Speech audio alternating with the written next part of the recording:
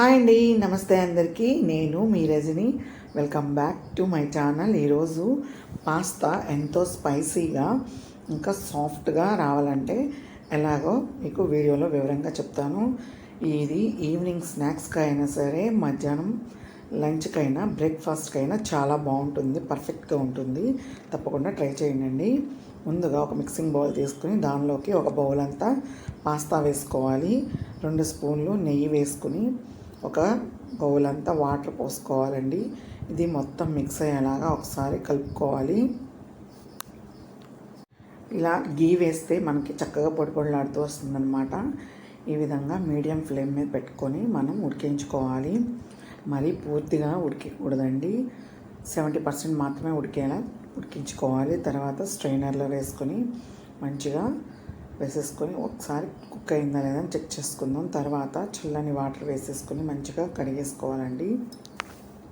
వాటిని పక్కన పెట్టేసుకొని ఒక బౌల్లో మసాలా దినుసులు ఇంకా నిమ్మ చెక్క రసం ఒకటి తీసుకోవాలి. తర్వాత క్యాప్సికమ్ ముక్కలు చిన్నగా కట్ చేసుకోవాలి. కొత్తిమీర, అల్లం ముక్కలు కూడా చిన్నగా కట్ చేసుకోవాలి. ఆనియన్స్ కూడా చిన్నగా కట్ చేసుకోవాలండి. ఒక ఆనియన్ తీసుకున్నాను. 2-3 పచ్చిమిర్చి చిన్న ముక్కలుగా కట్ చేసుకోవాలి.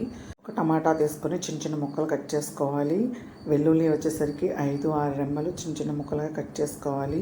ఉప్పు, కారం, మిరియాల పౌడర్, ధనియాల పౌడర్, గరం మసాలా, ఆరిగానో, ఇంకా కొద్దిగా జీలకర్ర కూడా తీసుకోవాలండి. ఇవన్నీ వేస్తే చాలా టేస్ట్ బాగుంటుందన్నమాట. ఏది స్కిప్ చేయకుండా వేసుకోండి. బటరు 2 స్పూన్లంతా యాడ్ చేసుకోవాలి. బటర్ కొంచెం మెల్ట్ అయిన తర్వాత దానిలోకి ముందుగా జీలకర్ర యాడ్ చేసుకోవాలి. జీలకర్ర నేను ఒక 1/2 స్పూన్ అంతా వేసుకున్నాను. ఇది బటర్లో మంచిగా ఫ్రై అవనివ్వాలండి. ఇలా మంచి అరోమా వచ్చిన తర్వాత వెల్లుల్లి రెబ్బలు చిన్న ముక్కలుగా కట్ చేసాం కదా, ఆ వెల్లుల్లి రెబ్బలు వేసుకోవాలి.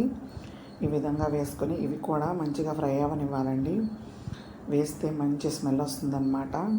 వెల్లుల్లిపాయలు మాత్రం మంచిగా వేసుకోవాలి, స్కిప్ చేయకండి. హెల్త్కి చాలా మంచిదండి వెల్లుల్లి.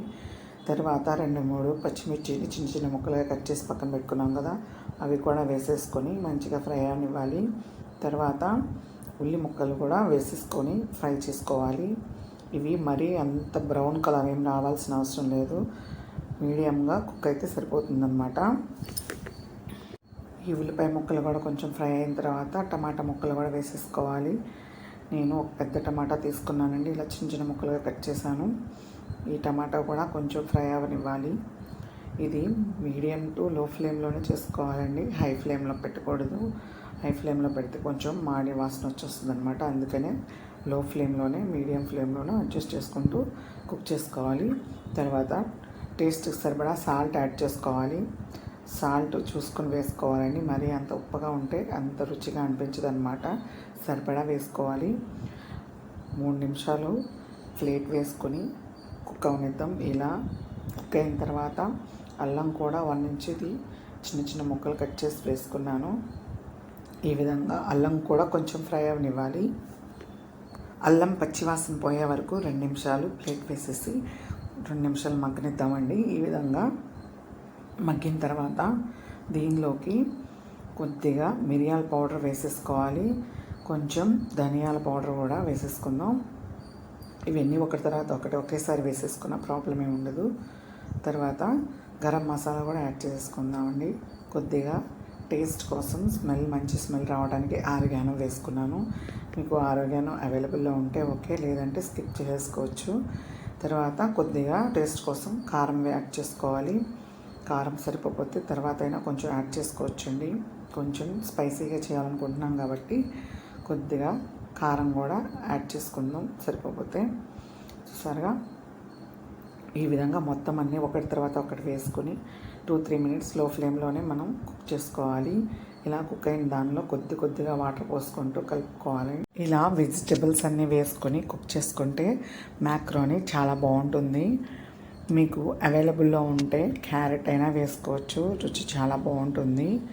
ఇలా అన్ని వెజిటబుల్స్ వేసుకుని హెల్తీగా మ్యాక్రోని చేసుకోవచ్చండి.